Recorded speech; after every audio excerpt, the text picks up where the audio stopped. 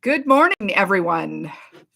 Welcome to my YouTube Live. I had some technical difficulties this morning with some mics, so we decided we would just bring it over here to to YouTube and try it over here. I see everybody is already here from all over the world. It's just amazing to see you from so far away and so close. We've got people from Lafayette, Indiana, Glendale, Arizona, from Calgary, from South Carolina. And I hope wherever you are right now, everyone is safe and sound. Unfortunately, here in Toronto, we have gone back into isolation. COVID has just done a nice another spread, and the numbers have gone up. So we are nice and snug again. Luckily, I was able to get a quick haircut before the next lockdown, but unfortunately, Easter is going to be a little bit more quieter than we thought it would be. I hope everybody else is safe. I hope you signed up for your needles. I just got my appointment for the 25th, so keeping my fingers crossed, all will be well. So there has been lots of questions asked. And I think I will just start with a very common one that I always get. And that is, now you're new to quilting, or you've been quilting for a while, but you do not have access to in-person shops. So how do you buy fabric online? So the first thing you should look at is scale. Almost every place that you buy it will provide a picture of the fabric, and just take a look at the scale of the print within it. When we look at a large piece of fabric, it's one thing, but just remember, when we're quilting, we're always cutting it down into smaller pieces. And you want to just make sure that, like, if you're going to do a triangle or you're going to do a small square, that there's still a little bit of a pattern there for you to work with. The second thing you should look at, a lot of beginners can make this mistake, is they buy the wrong size fabric. You may be looking at a wide back, or you may be looking at just a different type of fabric. And quilting fabric is between 40 and 44 inches wide. And that comes back to what the fabric is made of. You know, you just want, if you're looking at quilting cottons, they're 100% cotton, but you're wanting to make sure that it's woven and there's no latex, or it's not knitted. There's a number of lines like cotton steel. I'm going to say, not sure of another, but they have their fabric print come out on lots of different types of fabric. Like, it can come out on quilting cotton, it can come out on knits, and it can come out on a heavier canvas. So just make sure that you're getting the quilting cotton. But I think the thing that most people are worried about is getting the wrong color. And that's just a reality of shopping online. Some of our monitors are different, and they can read colors a little bit differently. So just know that if you have a red and you have another red, that all kind of washes out. I know when you get them side by side, they're not exactly the right color, but if you have them spaced out in a quilt, those small little variations are not going to make the same difference that they are when they're up close. A beginner mistake that a lot of us make is we like one color and we keep buying the same intensity of that color. So when you're quilting, you want to have variation of your color. So that means there's either more of a pattern in it that breaks it up and makes the value higher, or you're looking for darker versions of that color. And a lot of us are not trained for that. So that's where that 3-in-1 color tool that I'm always talking about comes into play. So be sure, it's a learning skill. So if you're a brand new person, you're going to make a lot of mistakes in the first 5 years. That's why people are destashing at that 5-year mark, because they realize those are things those were mistakes. So just be easy on yourself. There's going to be a lot of experimentation for the first couple of years as you realize your own style, you realize what works for the way that you quilt and all those colors. So just take care. Don't worry about it. Don't overstress. It will come. Another person has asked, how many UFOs can you have? Well, this person is just sick of the project that they're working on and they want to start something new. You can have as many as you can store is really what it comes down to. But you want to get yourself into some good habits and just realize that I was a beginner too. And at one point I started one too many projects and they accumulate in the back of your closet and you have to end up dealing with them. So trying to get into some good habits, and that is before you start a new project, take a look at the one that you're doing and try to figure out why you want to stop. Part of it is you're just sick of working on it. You've just been staring at the same project over and over again, and you realize this is a marathon. It's going to take you a long time to get there. But sometimes it's a technique that you can't do, or it's just a part of the process that you're having difficulty with. So try not to put the project aside. Try to just eat away at it. And I talk about a 30-minute timer all the time, and I'm going to talk about it again. Just bring out that timer and see if you can work on it 30 minutes at a time before you start that next project. You can work on two at a time, but get that 30 minutes in on that old one first, because every day you'll move it forward just a little bit and it won't end up a UFO in the back of your closet. Because what is going to happen if you do is in 5 years from now, you're going to take a look at it and you're going to hate it and you won't want to go back to it. Your color palette will have changed, your skill level will have changed, and you just will never deal with it. And that will be just a waste of money and time. So, but if you absolutely hate it, if you've got halfway through something and you absolutely hate it, don't force yourself to go through it.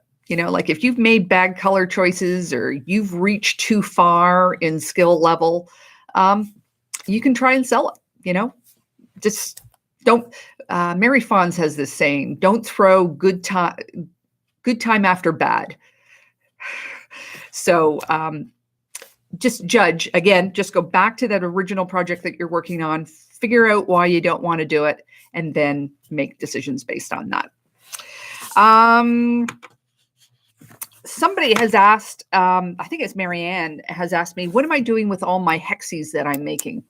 I do not know right at the moment. My plan is to have a huge bucket of them, and then I'll go forward with it. I don't know whether I'm just going to do, you see these projects all the time where they do a color movement where they start with one dark and they kind of move through and they do, and they end up with another color in the bottom. I don't know whether I'm going to do a pixelated picture. I don't know whether I'm going to do my grandmother's flower garden with it. I really don't know at this point. So they are made with all scraps, so very few fussy cut pieces. And I have two palettes that I like to work with. One's very bright and one's full of those darker shades. And I don't know whether they'll mix. So I may need to have, I may go into two projects.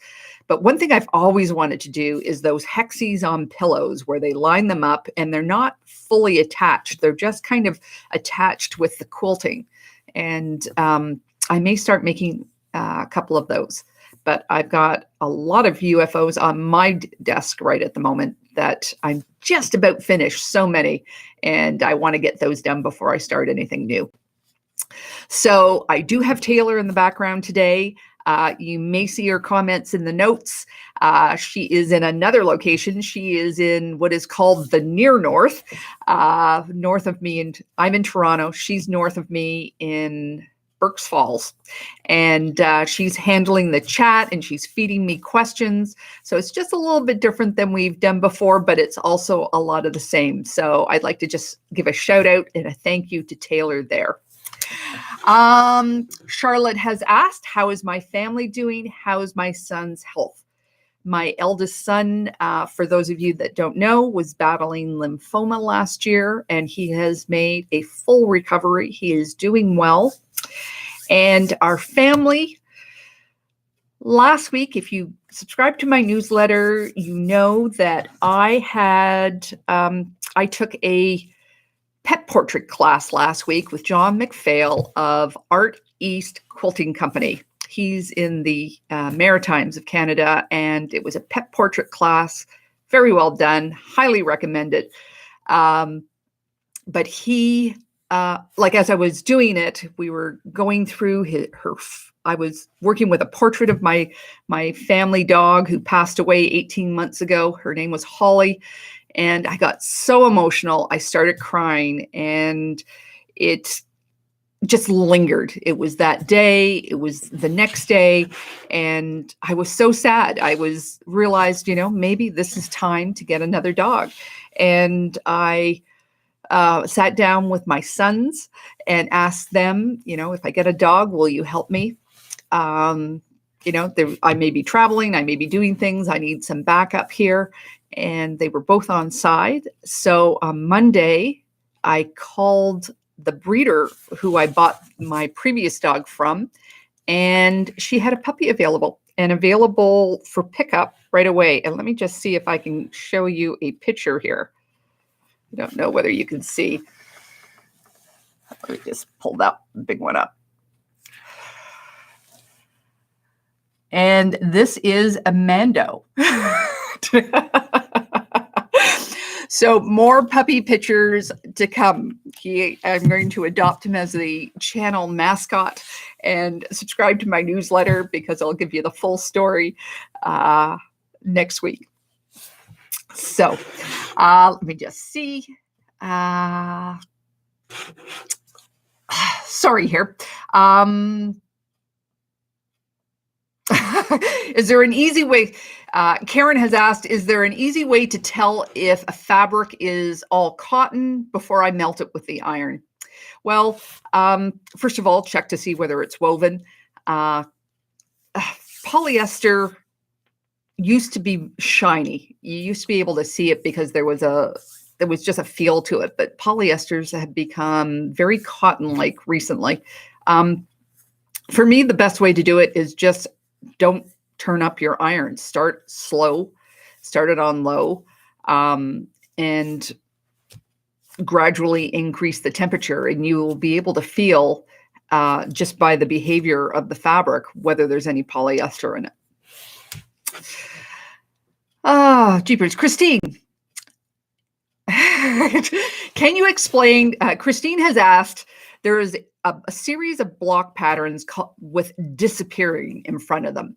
And she is asked to explain why they are called disappearing 9 patches or hourglasses or pinwheels or things like that.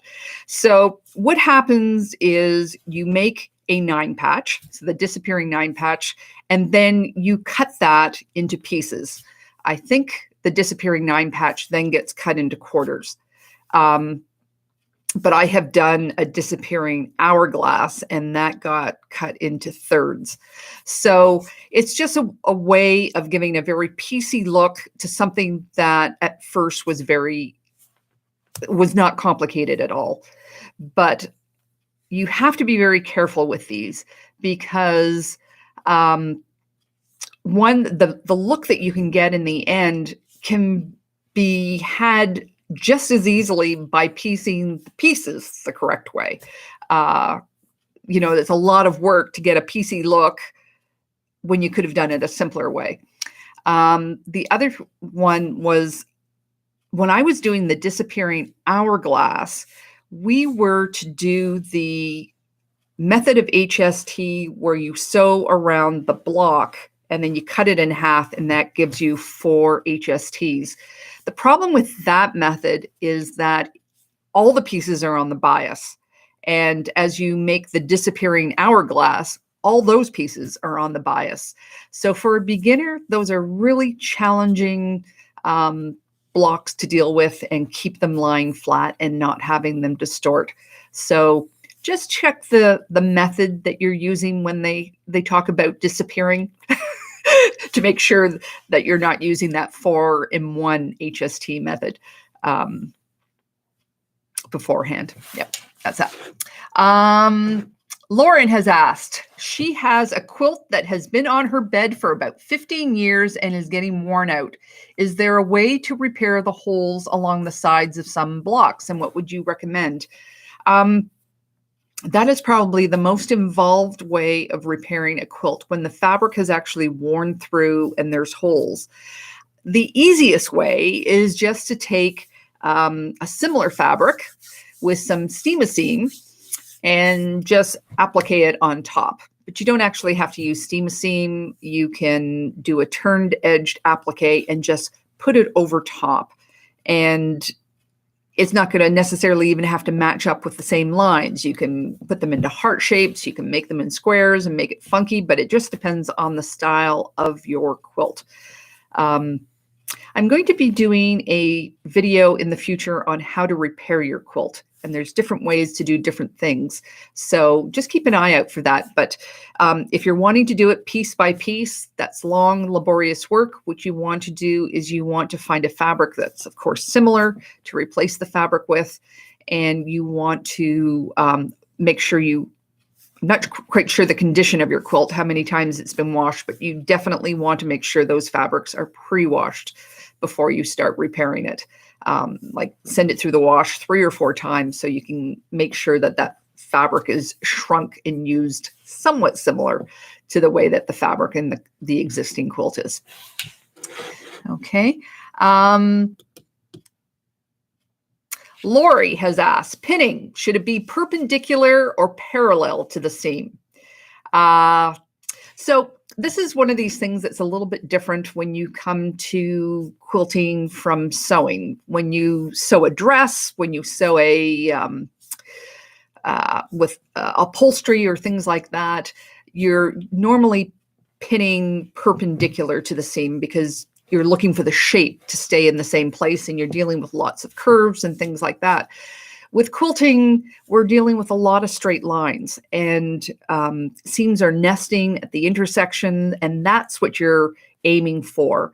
And often I personally find it's so much easier just to, when I pin, I'm normally pinning because there's a lot of weight of fabric behind it. I rarely pin when I'm working with 2 pieces of fabric. It's when I've got 5 blocks together and I'm sewing them to another strip of 5 blocks. That's when I begin to pin. And I pin that parallel. And I do that so I can pin. So I have my seam going through here, my sewing machine is coming from here, and I'm pinning off to the side here. So those pins are not anywhere near where my sewing plate is. And really what I'm doing is I'm just making sure that the weight of the fabric is not working against the tension on that seam. So it's not stretching that out. That's how I use pins. I will use clips. Those are good to have if you don't have them yet, because clips can, like when you're putting on binding and things like that, that can handle that extra bulk. Another good thing to use, because you're trying not to have, it's the weight that's working against you. That's normally where pins are used, is to get a quilting glove. And when the quilt begins to get big, have it on your left hand, and that will help you hold the fabric and not have it slide all around. I'm going to be hopefully doing a video on pins at some time in the future too. So I'll go into more depth there. When you're looking at pins, sorry, just to keep going on pins for a bit. Again, dressmakers pins can be different than quilting pins. My favorite are actually very short. It's called Spanish lace pins. Those are the ones I like to use. But when I'm holding big pieces together, I'm using a fairly, I'm going to call it bendy. It's not a very rigid stainless steel. So it can go in and through multiple layers. So you're looking at your pins and how strong they are and how visible they are. So you want to have a pin with a nice big head on it of some kind, so that you can find it.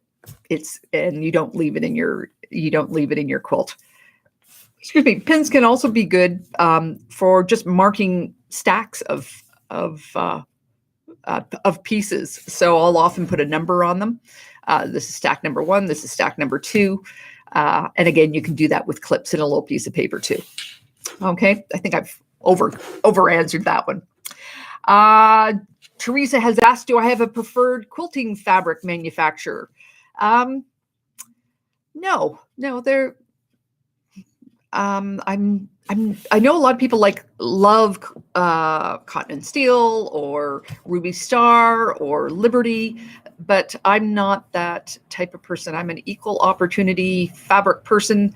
And there's definitely color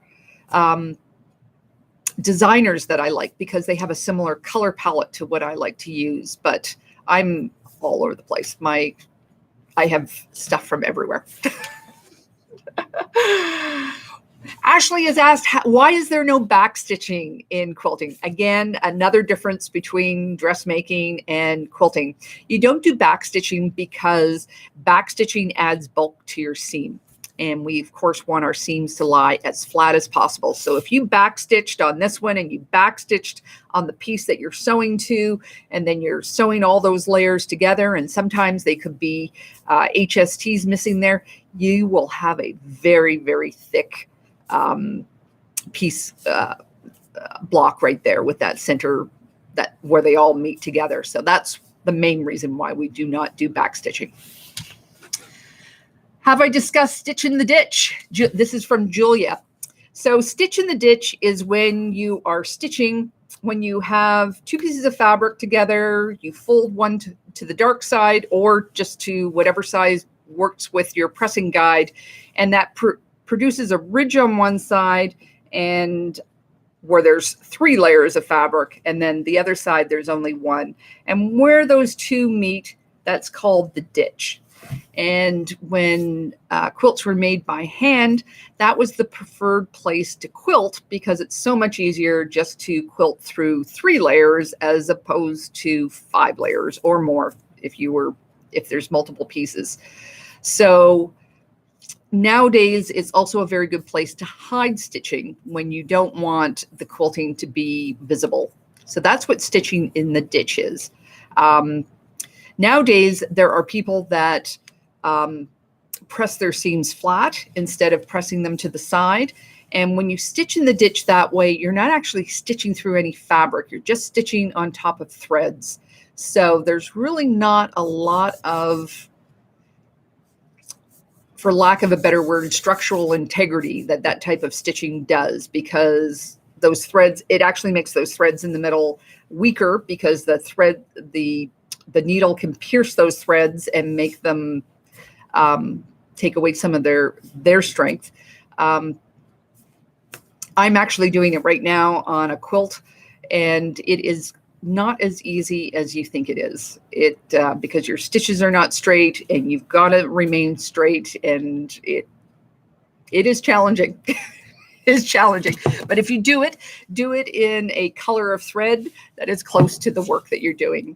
Fortunately, my quilt is 1,000 different colors, so I have just tried to use the most neutral blender that I can find, and sometimes you see it, sometimes you don't. Yeah. How do you know? Danielle has asked, how do you know when it's time to replace your cutting mat?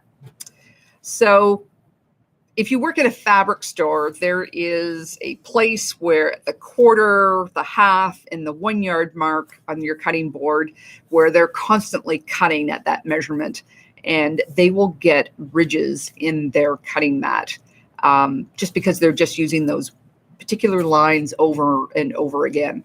And so if you are cutting on your cutting mat and you find as you're cutting straight, you're trying a straight line, if it's hitting these ditches and you can feel this clunk as you go through, that's when it's time to replace your cutting mat. The other time that you need to replace your cutting mat is when you've left it too close to a heater, or you've left it in the sun and it becomes warped. And then, of course, then you won't be able to cut a straight line either, because it's going over these hills and valleys as you cut along. So, but just wear and tear. I have cutting mats that, I mean, I use them all the time, and I've had them for over, well over 5 years. I think when I pretty well, probably 10 years, but you have to maintain them. Every 6 months to a year, you should throw them in a tub, just let them soak for a half hour to an hour, and bring them out, because they do dry out. And store them flat, keep them away from that dry heat. And a lot of people have the fibers that get caught in there. So just make sure that I actually use a ball of masking tape. I make a ball of masking tape and I go over my board and pick up all those fibers, but they will last you a long time. Natalie has asked, when using a rotary cutter, should you start at the bottom and push away to the top, or should I start at the top and pull down towards me? Or it doesn't matter? It does matter. I just did a video last week on how to cut straight, and it explains it, but you always want to stand in front of your cut, just slightly to the side, so that your arm can make a straight motion. You're cutting with your arm, not with your hand. Your hand is just keeping your rotary blade stable against the side of the ruler. And there will be times when you do cut backwards, or you do have to do it underhand, and you just try to imitate that type of form the best that you can. You want to get your arm to be able to move in a straight line. You want to make sure that your hand is stable and it's not articulated. You want your hand straight out. You don't want it like this. And, you know, you do the best that you can do. But when you can, stand to the front, follow the form. I show it all in that video. So just check it in my video list.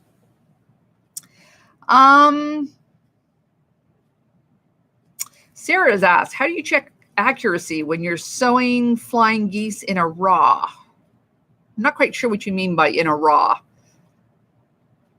I have a video on flying geese. Shows you how to make them and how to elevate them using symmetry. It goes through all the steps I've done. I think the best advice I can give you is don't make your markings on the small piece of the flying geese. Make them on the big piece of the flying geese, and understand where your intersection points are, so then you can sew straight through them. Many people have asked me about starch. If so, when in the process do you use it? I use starch for a couple of different reasons. I don't use it a lot. I use it when my fabric is very flimsy. There are some cottons that are so light compared to others, and as I'm cutting them, as I'm working with them, they're just very delicate, and I will use starch to stabilize it. Think of starch as scaffolding.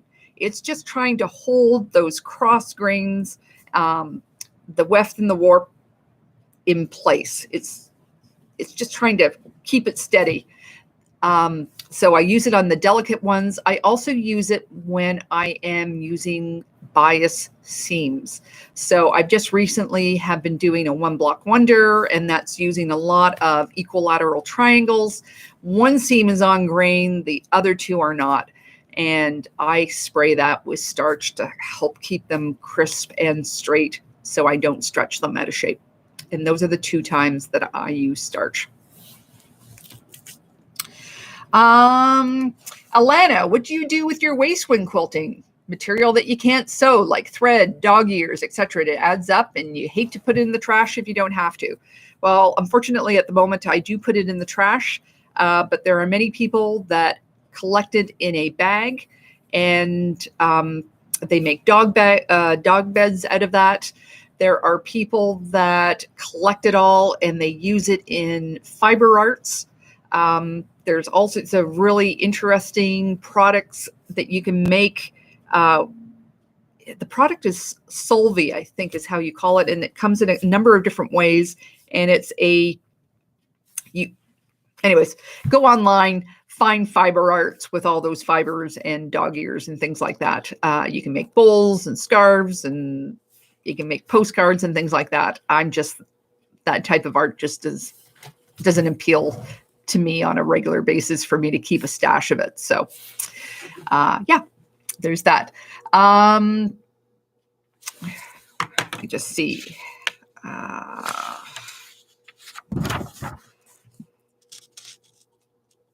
Okay, somebody's talking about, sorry, I don't see the name on this. I believe the person's name is Jenny. She's talking about when she's sewing, her machine foot pulls to the right. It doesn't affect the bottom. It just seems to affect the top. And unfortunately, all our machines have a little bit of personality that way. I would send it to a sewing machine repair person just to check it out, just to be sure that your foot is balanced and the feed dogs are balanced, because they can get out of whack if they haven't gone to the spa for a little while. When you get your machine repair, send it in for service every year. What they're doing are they're cleaning out all the dust, but mainly they are checking the timing and they're checking this. They're just making sure that the pressure coming down from the shaft on your feed dogs is flat and not skewed to one side or the other. And they're making sure that the feed dogs are doing the same, that they're balanced on the bottom so that you have a good straight stitch. And normally when you get your machine back, you'll have a nice little piece of fabric where they show you it's doing a straight stitch, the tension is good, and the zigzag, and maybe a couple of other of your specialty stitches. So if it's really pulling hard on you, I would definitely send it in for service. But in general, all our machines have a little bit of personality, and there's things that you just compensate for. And you just keep an eye on it, either with your hands, or you have, there's a purple thing, or I have a set of tweezers beside my table, or I use a cuticle stick.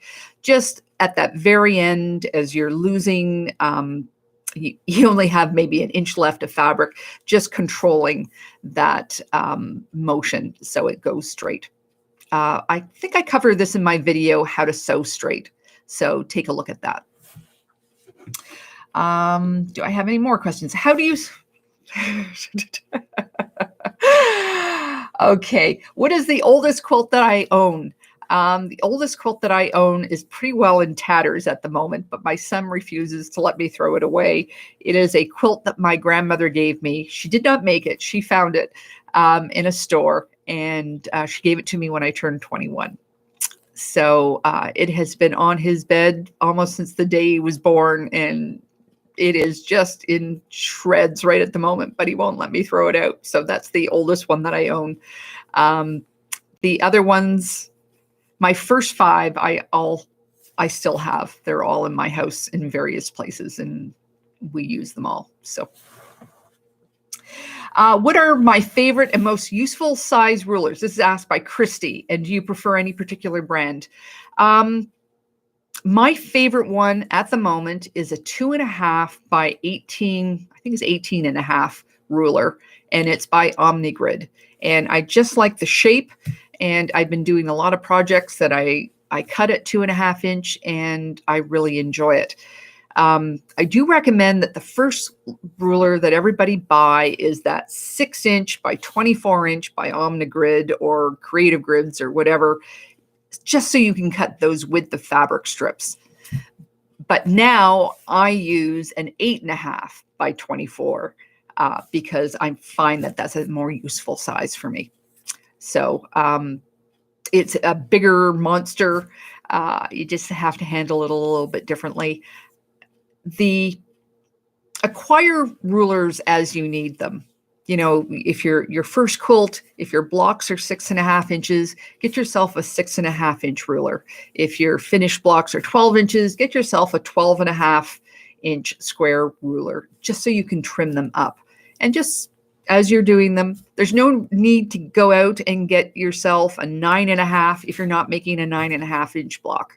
So just stick with the ones that are comfortable in your hand. You may have smaller hands, you may have larger hands, and you'll just find that as your skills improve, your favorite ruler might change too, because my previous one to this was a 6-inch by 12-inch ruler, which I really enjoyed using. So, and they're all different brands. I think that one was an Olfa, and I have a number of creative grids, and yeah. So the one things that I would avoid doing, if I could go back and do it differently, is buying too many specialty rulers.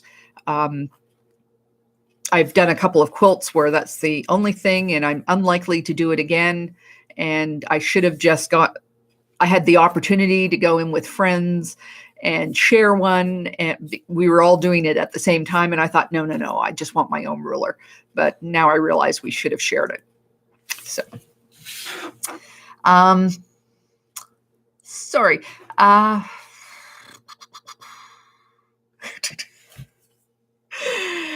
Cindy was told to glue every seam before she stitched. Is this necessary? No, you don't need to use glue at all.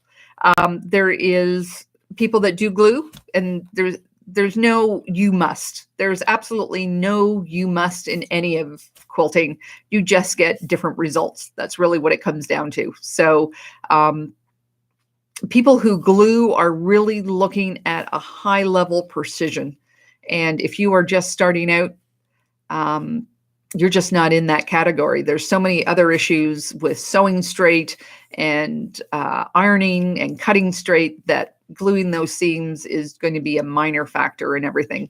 And pins can do you just as well. So no, you don't need to glue any seams. E has asked, do you need to be good at math to quilt? No, you don't. There is a whole cohort of quilters, myself included, that do enjoy the math in quilting, but you don't have to. There are people out there that have done the math for you. In pattern making, you just follow the instructions and you don't need to worry about the math. There are also improv quilts where there's no math involved at all either. And there's tools out there. Geeky Bobbin has one to calculate how much binding you need around your quilt. So no, you do not need to be good at math to do quilting. There is a space for everyone here. You'll find your groove, find what you like to do, and yeah, no math necessary. Now, there's some people, I have a family member who's that way too, who's good at math, but slow at math. It takes time to access that part of his brain. But quilting is not a sprint. It is a marathon. So if it takes a little bit time for you to come up with those numbers, don't stress about it. It doesn't need to be a snap, by rote spelling bee type of thing. Enjoy the process. Find the part of quilting that you like, and the parts that you don't like, just figure out how to work around. And a person who does not like to do math that way is following quilt-alongs, following block of the months, where somebody else is doing that for you.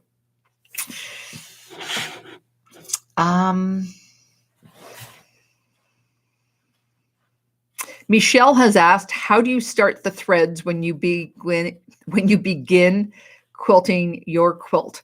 And I'm not sure if she's asking about the actual quilting part.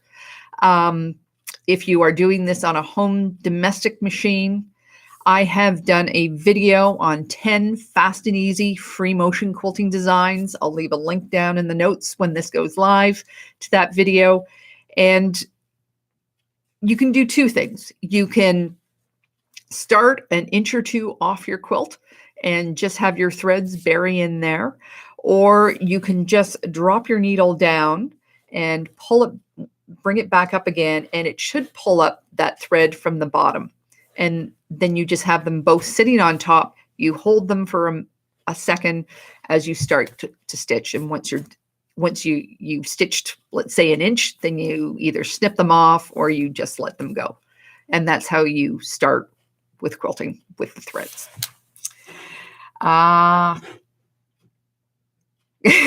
Quilting in Romania has asked, do you ever refold your fabric stash? Will not doing it cause permanent creases?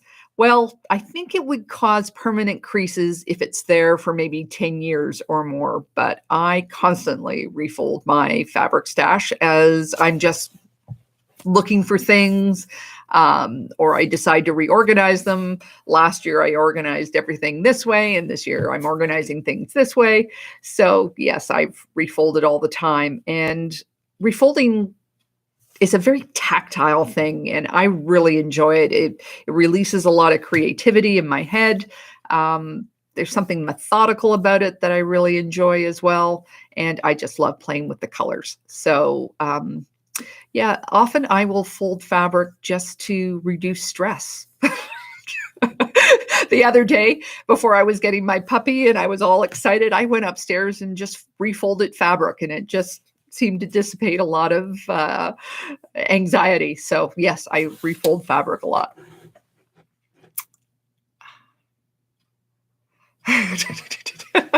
Question, how do you sew with the help of the cat? Well, obviously you'll have to, if the cat is getting in the way of your quilting, if it's dangerous, you're going to have the cat in the other room or have it in a crate. There's just no, that's your choice. You just don't want the cat to get hurt, right? And Lord knows we can't talk a cat out of doing anything.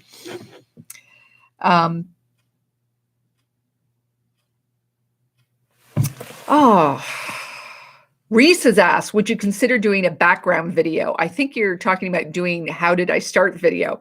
I believe you started this channel as a challenge from your guild. So I started this channel 3 years ago when I was vice president of my Toronto Modern Guild, and I was organizing the block lotto. And I had just recently started making little quirky little videos and thought, well, I could do a video on how to make this block. And that's how this channel started. I had to have a place to put it for people to see it, put it up on YouTube. And after making about 3 or 4 of them, I decided that I would make a go of this. And that's how my channel started. If you could give only one piece of advice to new quilters, what would it be? Jen has asked this. You